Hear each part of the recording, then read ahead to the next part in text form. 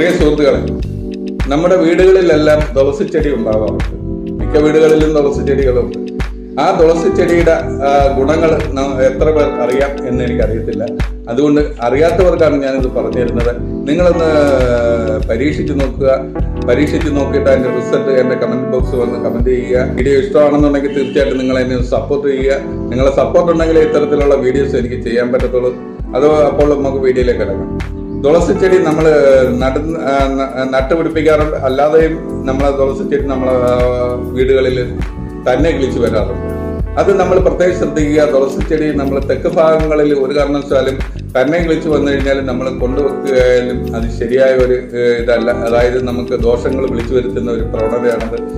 തുളസി ചെടി എപ്പോഴും നമ്മളെ ഫ്രണ്ട് ഭാഗങ്ങളിൽ നമ്മൾ ഉപയോഗിക്കുക. കാര്യം എന്ന് പറഞ്ഞു കഴിഞ്ഞാൽ നമ്മളെ കാർബൺ ഡൈ ഓക്സൈഡ് നല്ല രീതിയിൽ പിടിച്ചെടുത്ത് നമുക്ക് നല്ല ഓക്സിജൻ തരുന്ന ഒരു സംഭവമാണിത്. പറ്റുമെന്നുണ്ടെങ്കിൽ നമ്മൾ വീട്ടിനകത്തും ഒരു തുളസി ചെടി നമ്മൾ വളർത്തുകയാണെന്നുണ്ടെങ്കിൽ ഒരു ചട്ടിക്കകത്ത് നട്ട് വളർത്തുകയാണെന്നുണ്ടെങ്കിൽ അത് ഏറ്റവും ബെറ്ററാണ്. കാര്യം എന്ന് പറഞ്ഞാൽ നമ്മളെ നെഗറ്റിവിറ്റി, അതായത് കാർബൺ ഡൈ ഓക്സൈഡ് വേണ്ടാത്ത കാര്യങ്ങളെല്ലാം ഇത് പിടിച്ചെടുത്ത് നമുക്ക് നല്ല ഊർജ്ജം തരുന്ന ഒരു സംഭവമാണ്. അതുപോലെ തന്നെ നമ്മൾ എന്തെങ്കിലും നല്ല കാര്യത്തിന് ഒക്കെ പോകുമ്പോൾ നമുക്ക് ഉദ്ദേശിക്കുന്ന കാര്യങ്ങൾ നടന്നു കിട്ടാൻ വേണ്ടി തുളസി ചെടി കണ്ടുകൊണ്ട് നമ്മൾ ഇറങ്ങി പോകുന്നത് നല്ലതായിരിക്കും. അതുപോലെ തന്നെ നമുക്ക് എന്തെങ്കിലും ഒരു വയറ്റുവേദനയോ കാര്യങ്ങളോ വരുവാണെന്നുണ്ടെങ്കിൽ തുളസി ഈ ചെടിയുടെ ഇല പറിച്ച് നമ്മൾ നല്ല രീതിയിൽ ഇടിച്ച് പിഴിഞ്ഞ് അതിന്റെ കൂട്ടത്തിൽ കുറച്ച് തേനും കൂടെ ചേർത്ത് നമ്മൾ കഴിക്കുകയാണെന്നുണ്ടെങ്കിൽ വയറ്റുവേദന പിടിച്ചു കെട്ടിയാണെങ്കിൽ വയറ്റുവേദന പോകും.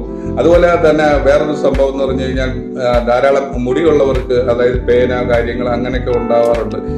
ഇത് നമുക്ക് ആഴ്ചയിൽ ഒരു 2-3 ദിവസം ഇതിന്റെ ഇടിച്ചു പിഴിഞ്ഞതിന്റെ നീരെടുത്തിട്ട് നമ്മൾ തല തോട്ടിൽ ചേർത്ത് കഴിഞ്ഞു കഴിഞ്ഞാൽ തേച്ചിട്ട് ഒരു അരമണിക്കൂർ കഴിഞ്ഞ് കുളിച്ചു കഴിഞ്ഞു കഴിഞ്ഞാൽ ഈ പേനെല്ലാം നശിച്ചു പോകുന്നതായിരിക്കും. അത് പേൻ പോയതിനു ശേഷം വീണ്ടും നമ്മൾ അത് ഉപയോഗിക്കാതിരിക്കുക. ഉപയോഗിച്ചു കഴിഞ്ഞാൽ മുടി കൊഴിച്ച് ധാരാളമായി ഉണ്ടാകും. അതുകൊണ്ട് അങ്ങനെ ചെയ്യാതിരിക്കുക. ആഴ്ചയിലെ 2-3 പ്രാവശ്യം ഇത് തേക്കുമ്പം തന്നെ ഒരാഴ്ച തന്നെ തേക്കുമ്പം തീർച്ചയായിട്ടും നിങ്ങളെ പേൻ ശല്യം ഒഴിഞ്ഞു കിട്ടുന്നതായിരിക്കും.